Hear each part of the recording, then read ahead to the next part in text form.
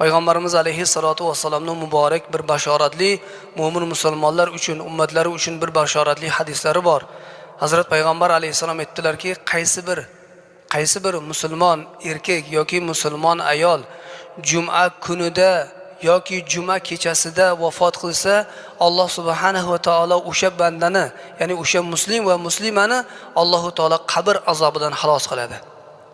Alloh taologa yo'liqqunga qadar qabr azobidan Alloh taolo uni ozod qiladi degan ekanlar.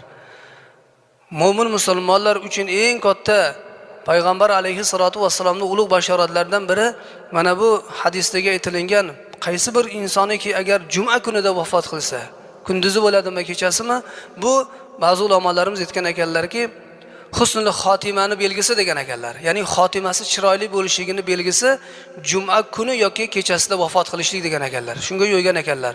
Mulla Ali al-Qori rahmatullohi alayhi